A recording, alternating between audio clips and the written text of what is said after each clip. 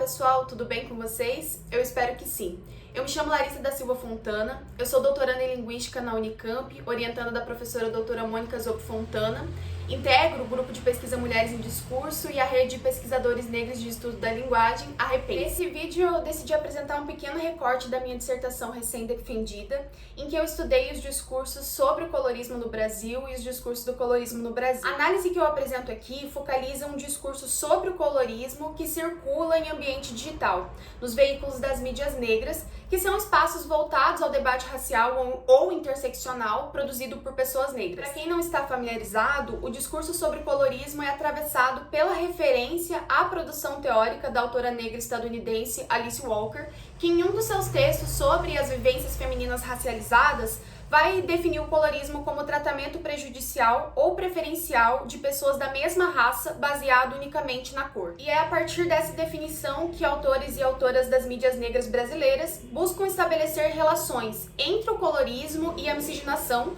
com o objetivo de entender a organização racial brasileira a partir da existência de uma escala hierárquica de cores que possibilitaria aos sujeitos negros de pele mais clara acessarem aos espaços de poder e enfrentarem de forma mais branda os efeitos do racismo. Mas, diferentemente do contexto em que a definição foi articulada, no Brasil, essa definição, ao ser mobilizada pelos discursos sobre o colorismo, é apresentada como uma questão unicamente racial, e as discussões de gênero e sexualidade que atravessam a produção da autora estadunidense raramente são abordadas. Esse texto da Alice Walker, intitulado Se o Presente se Parece com o Passado, Como Será o Futuro?, é um dos materiais que eu analiso na minha dissertação. E nesse vídeo eu trago algumas análises de um recorte em que a autora define o colorismo. As minhas análises foram desenvolvidas a partir de uma tradução própria, uma vez que até maio deste ano nós não tínhamos tradução desse texto em português do Brasil. Esse processo analítico também possibilitou pensar o funcionamento do colorismo na relação com o modo como diferentes corpos de mulheres negras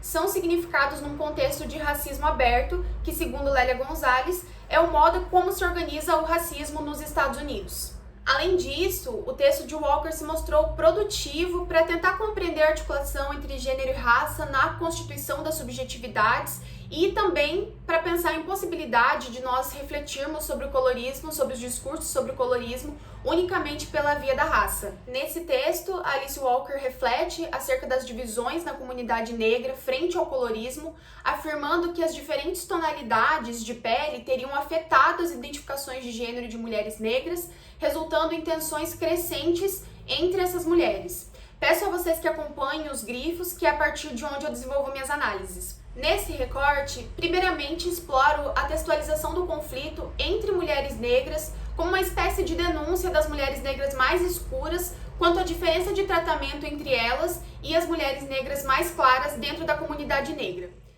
Segundo Rogério Modesto, 2018, a denúncia, enquanto um gesto de linguagem que constrói e visibiliza um saber, um sentido, uma formulação que textualiza o conflito, possibilita aprender o funcionamento da contradição e da diferença em processos discursivos que expõem conflitos, tensões e dissensos, funcionando no entrecruzamento de sentidos que até então estavam abafados pelos sentidos dominantes, pelo logicamente estabilizado. Assim, o autor afirma que a textualização do conflito diz de um trabalho na contramão do lógico, fazendo ver o político dos sentidos. No acontecimento da denúncia, ao produzir um conflito de sentidos que mobiliza denunciantes e denunciados, sujeitos constituídos pela diferença, se constituem posições de sujeito no lugar de antagonismo. No caso em análise, esse conflito, produzido por efeitos de sentido de antagonismo, é materializado, primeiramente, no modo como se constrói discursivamente a referência às mulheres negras,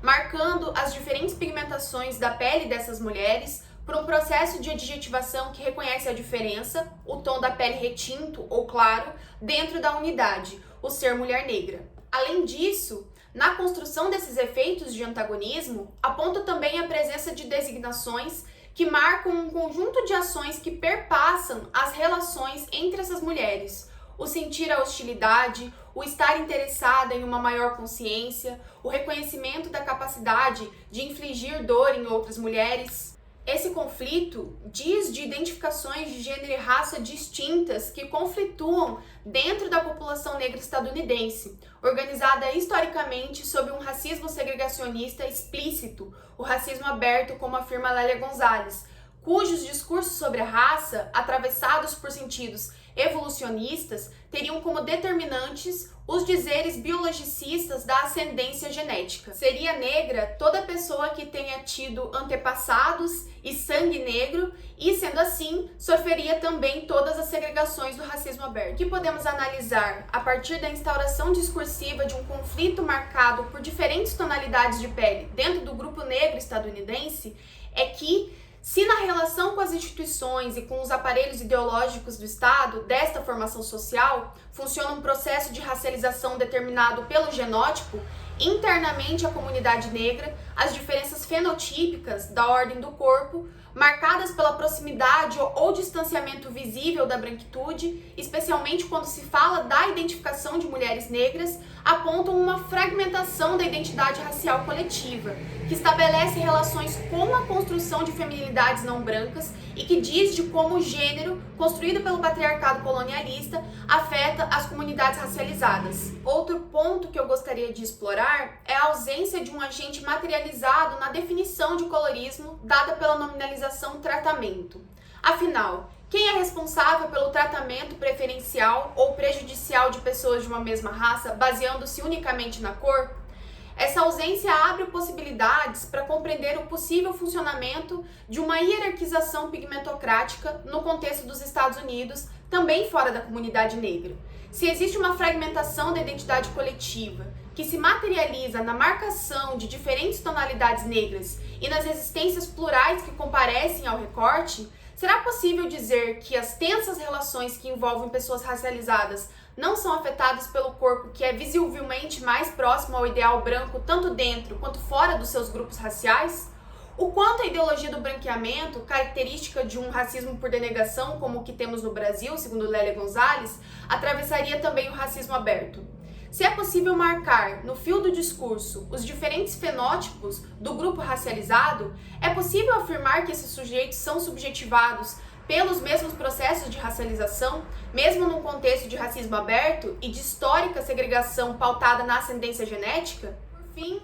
é preciso ressaltar que na construção do colorismo como um tratamento preferencial ou prejudicial de pessoas da mesma raça, baseado unicamente na cor, as relações de gênero e sexualidade parecem permear constantemente a discursivização desse tratamento, o que nos indica a impossibilidade de pensarmos, nesse caso, corpos e discursos marcados unicamente pela raça, mas necessariamente constituídos no atravessamento das diferentes discursividades que constroem raças, gêneros e sexualidades hegemônicas. Termino dizendo que esse conflito textualizado é característico de uma discursividade do colorismo que produz sentidos de tensão internos ao grupo racializado, ao mesmo tempo que apaga o ideal de embranquecimento, a constituição desigual de sentidos do ser homem e de ser mulher e da normatização histórica da heterossexualidade que constroem os corpos que importam e os corpos que não. A partir disso, fica o questionamento sobre quais efeitos esse discurso do colorismo produz e ainda produzirá ao ecoar informações sociais, históricas e econômicas distintas da estadunidense,